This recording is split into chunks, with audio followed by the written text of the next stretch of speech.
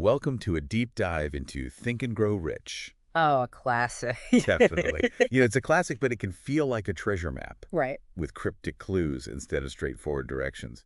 So today, we're going beyond just summarizing. Okay. We're deciphering the code to unlock those aha moments that make this book so powerful. Yeah. What's always struck me is how he dangles this secret to wealth throughout the book. Mm. He claims it came from Andrew Carnegie himself. Okay.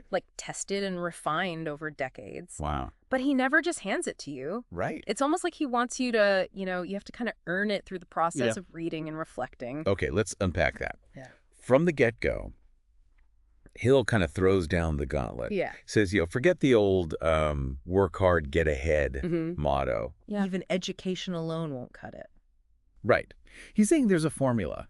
Ooh. This isn't about, luck or privilege, Right. but a system anyone can use if they're, truly prepared to embrace it. So it's almost like internalizing these principles is part of the secret itself. Exactly. It's not enough to just, intellectually understand it. Yeah. You have to embody it. Okay. And that starts with the very first principle, desire. Okay. But not just any desire. He calls it burning desire. Why the emphasis on burning? Is he just trying to sound dramatic? There's a real distinction here. Okay. Think of it like this. A wish is a vague hope, like wishing on a star. Okay. A burning desire is a laser focus, a commitment so strong it becomes your compass. He illustrates this with the story of Edwin Barnes, right? Yeah. Practically a nobody Right. who was fixated on working with Thomas Edison. Yes. Not for him. That detail is crucial. Okay. It's the difference between admiring someone's success and, and being determined to share in it. Okay. Barnes didn't just want to be in Edison's company. He wanted to be in on the process of invention itself. Wow. And that unwavering focus, fueled him to overcome poverty and actually get face time with Edison. That's some serious manifestation. Right. But Hill doesn't stop there. Nope. He then throws F8 into the mix. Ooh. And this is where things get really intriguing, even a little mind-bending. Hill argues that your subconscious mind can't tell the difference between what's real and what you vividly imagine. Okay. So if you constantly feed it a specific desire, Right. It eventually accepts it as truth. he calls this auto-suggestion, right? Relentlessly writing down your goals to convince your subconscious mind they're inevitable. Exactly. And this is where Hill's story about his son comes in. Right. He claims his son was born deaf, but eventually overcame it because Hill persistently planted the desire to hear in his son's mind. Okay, now that's a huge claim. It definitely makes you pause. Yeah. But putting aside any ethical questions for now, Sure. it speaks to the potential power of belief, even over physical circumstances. So we've got this intense, focused desire. Yes. And then unshakable faith in its outcome. You'd think that'd be enough, right? Nope. Hill throws in another curveball. Specialized knowledge. Meaning, it's not just about being smart, but Right. about knowing the right things. Exactly. He differentiates between general knowledge, which is like having a vast library but not knowing which books hold the answers you need, Right. and specialized knowledge, which is about having the precise information to solve a specific problem or achieve a particular goal. He uses Henry Ford as an example, right? Yes. A man who built a business empire despite his lack of formal education. And it was that lack of education that Ford's opponent tried to use against him during a libel lawsuit. But Ford, though unschooled in the traditional sense, had an incredibly deep understanding of the automobile industry. He knew the right stuff. Precisely. And that's what Hill is getting at. Okay. It's not about being a walking encyclopedia. It's about knowing what matters most for your specific path. So we've got the fuel, burning desire, Right. the unwavering belief, faith, and the right tools for the job, specialized knowledge. Right. What's next in Hill's success formula? He dives into the power of imagination, Okay. but he doesn't stop at just visualize your goals. He breaks it down into two types, Okay. synthetic and creative, Okay. which, might seem like splitting hairs, Yeah. but it's actually a crucial distinction. Okay, break it down for me. I What's the difference Sure. and why does it matter? Think of synthetic imagination as taking existing ingredients and whipping up something new. Yeah.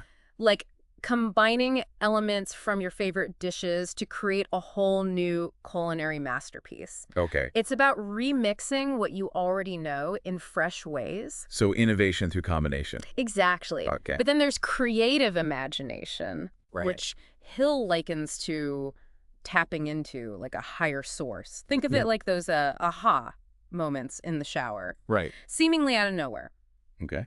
He uses the example of Dr. Elmer Gates, an inventor who claimed to access a wellspring of ideas by simply sitting quietly with his eyes closed. That's where things get a bit mystical for me. Yeah. But regardless of whether you believe in tapping into some cosmic intelligence Sure.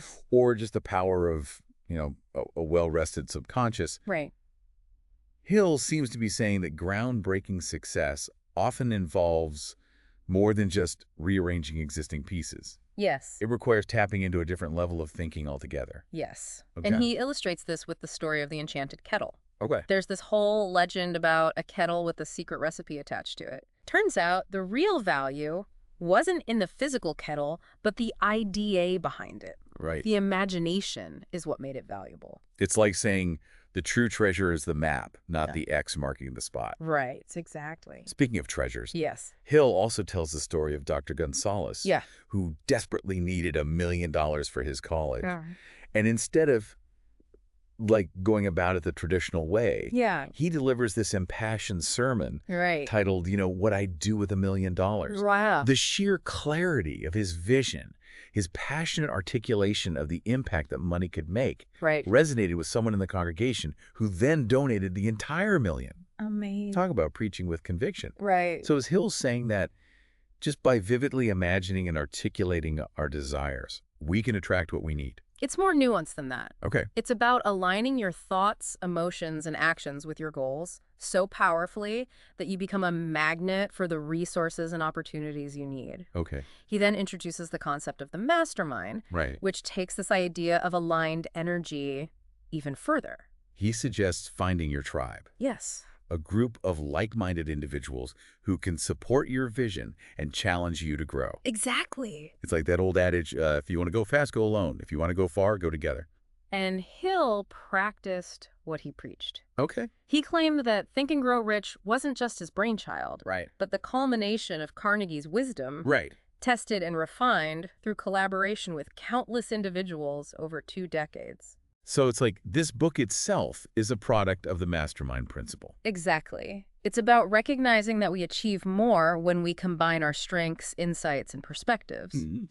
But Hill doesn't let us get too comfortable with group hugs and brainstorming sessions. Okay. He then dives into a topic that's both timeless and timely. Okay. Persistence? And he doesn't sugarcoat it. No. He calls out 6 ghosts of fear that can haunt us on the path to success. Yeah. Poverty, criticism, ill health, loss of love, old age, and death. It's a daunting list. Yeah. And here's the kicker. Okay. He argues that these fears are learned, not innate. We aren't born with them, Okay. but we pick them up along the way, Right. often through observation and social conditioning. Which means if they're learned, Exactly. they can be unlearned. Right. Precisely.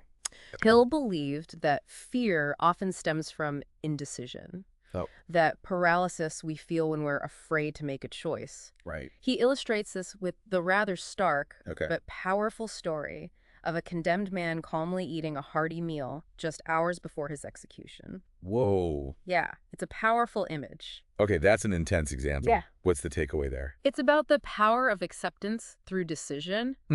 Once the man made peace with his fate, Okay. he was able to transcend the fear. Yeah. He chose to focus on the present moment rather than being consumed by the inevitable. So in a way, he regained a sense of control by making a decision, Yes. even though it's a situation with, limited options. Exactly. It's like Hill is saying that sometimes, just making a choice. Right. Any choice can be more empowering than staying stuck in fear and indecision. Absolutely. So we're learning to master our fears, embrace persistence. But just when you think you've got Hill figured out, Right. he drops this bombshell, Yeah. the sixth sense. Woo. Is he talking about like ESP now? Like, is there a Ouija board involved? Right.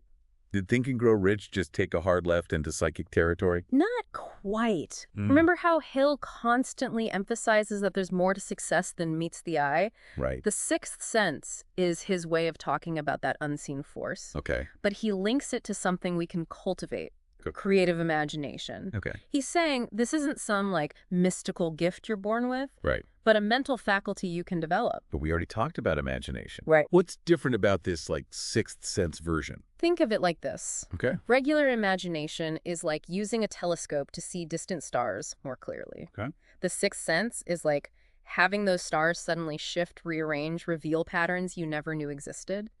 Hill argues that this heightened awareness is where true genius lies. Okay. That ability to connect dots others miss. Right. To draw inspiration from seemingly unrelated sources. He uses the example of Dr. Elmer Gates again. Yeah. The prolific inventor who claimed to get his best ideas just by sitting with his eyes closed, quieting his mind. Yeah, like tapping into that space. Right, exactly. And this is where Hill's message can be applied even if you're not, trying to invent the next light bulb. Right. Yeah. He's urging us to be more receptive, to create space for these flashes of insight. It's like he's saying the answers are already out there. Yeah. We just need to tune our minds to the right frequency to, receive them. Exactly. It's a fascinating concept. Yeah. How many times have we struggled with a problem I know it. only to have the solution just hit us out of the blue when we're, doing something completely unrelated? Totally. Hill would argue that those aren't, random occurrences, Right. but glimpses of this sixth sense in action. Okay. But then, Yeah. just when you think he can't get any more out there, Right. he drops the most controversial chapter of the book, sex transmutation. Yeah, this one definitely needs some careful unpacking, For sure. especially for a modern audience. Yeah. He talks about, redirecting sexual energy into creative pursuits. Right. Is he suggesting celibacy is the key to success?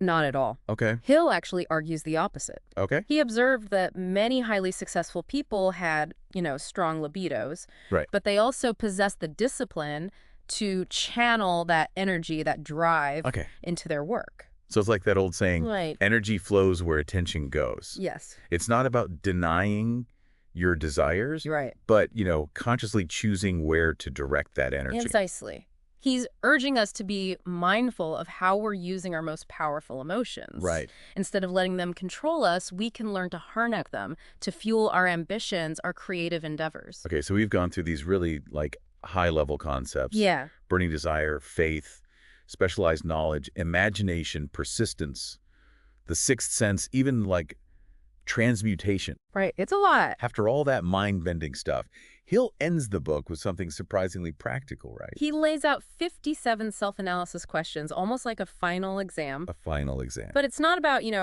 testing what you've learned, Right. the prompting, deeper self-reflection. Okay. It's like he's saying, okay, you've got the tools, but how well do you really know yourself and what you're capable of?